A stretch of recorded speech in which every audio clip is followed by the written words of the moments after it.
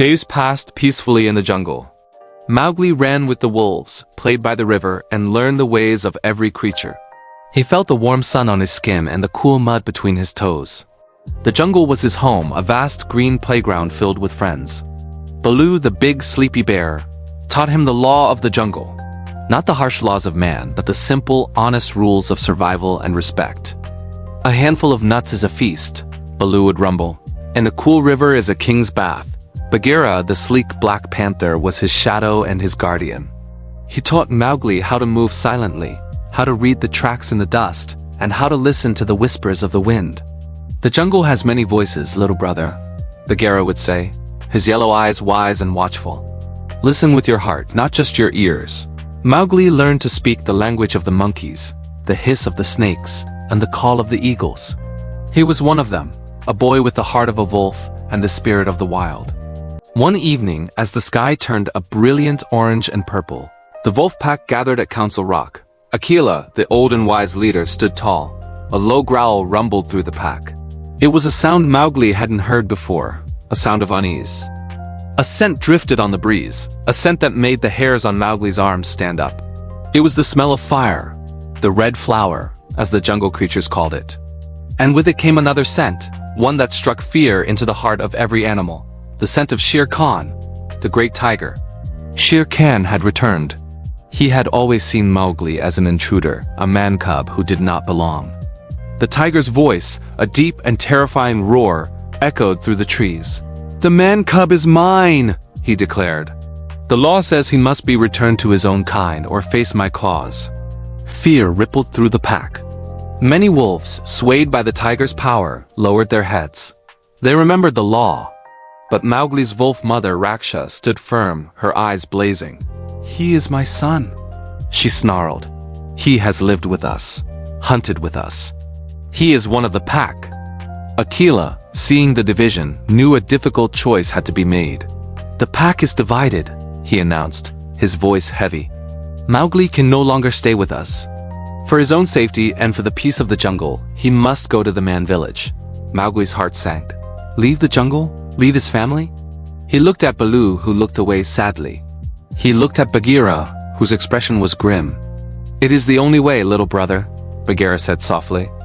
"Shere Khan will not rest until he has you. You will be safer with your own kind." And so, with a heavy heart, Mowgli said his goodbyes. He hugged his wolf mother and his brothers, promising he would never forget them. The journey to the man village would be long and dangerous, but he would not be alone. Bagheera pledged to guide him. As they set off, Mowgli took one last look at the familiar jungle, his home, the only world he had ever known. A new chapter of his life was beginning, one filled with unknown dangers and discoveries. He was leaving the world of animals to enter the world of men.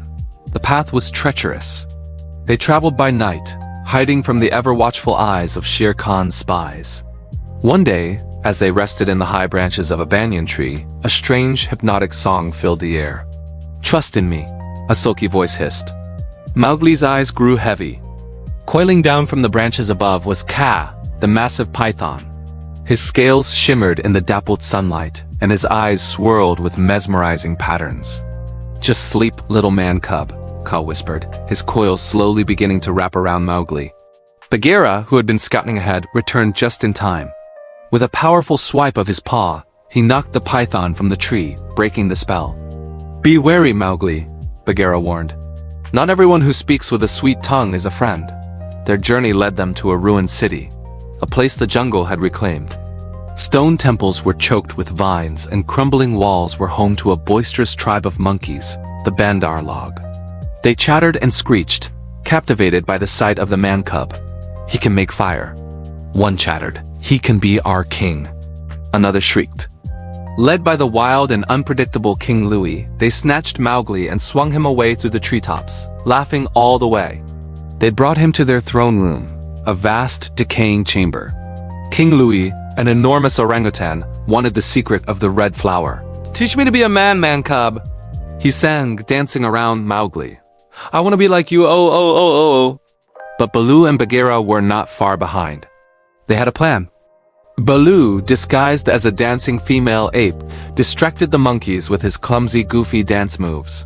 While the Bandar log were roaring with laughter, Bagheera swooped in and freed Mowgli. The temple began to crumble under the weight of King Louis's frantic chase, but our heroes managed to escape just as the ancient structure collapsed. Safe again, Baloo hugged Mowgli tightly. "You gave old Baloo quite a scare," he grumbled, though his eyes were full of relief. It was in that moment Baloo realized how much he cared for the boy. He couldn't let him go to the man village. He would protect him, but Shere Khan was closing in. His spies had reported Mowgli's location. Bagheera argued with Baloo, insisting the man village was the only safe place. As they argued, Mowgli, feeling like a burden, ran away. Alone and lost, he wandered into a desolate, barren landscape. There, he finally came face to face with his nemesis. Shere Khan emerged from the tall, dry grass, his muscles rippling, his one good eye burning with hatred. "It is time to end this, man-cub," the tiger snarled. But Mowgli was not the same frightened boy. He had learned from Baloo, from Bagheera, from the jungle itself. He was clever. A storm was brewing, and lightning struck a nearby tree, setting it ablaze. Thinking quickly, Mowgli grabbed a burning branch. He faced the tiger, not with fear, but with the confidence of someone who finally understood his own strength. He was not a wolf, nor was he fully a man. He was Mowgli, the boy who could bridge both worlds. He used the fire, the one thing Shere Khan feared, to corner the tiger, tricking him into a trap. With the help of his returning wolf friends and the stampeding herd, Shere Khan was defeated, his reign of terror over. Mowgli had saved the jungle. He stood tall, the red flower in his hand, no longer a weapon of destruction, but a tool of a clever mind. He was the master of his own destiny. The jungle was his home, and he would protect it. He had found his true place, not in the man village, but here with his family, forever a child of the wild. Thank you so much for watching this story unfold. If you enjoyed this journey through the jungle, please hit that like button. And don't forget to subscribe for more adventures. Let us know in the comments who your favorite character is. See you next time.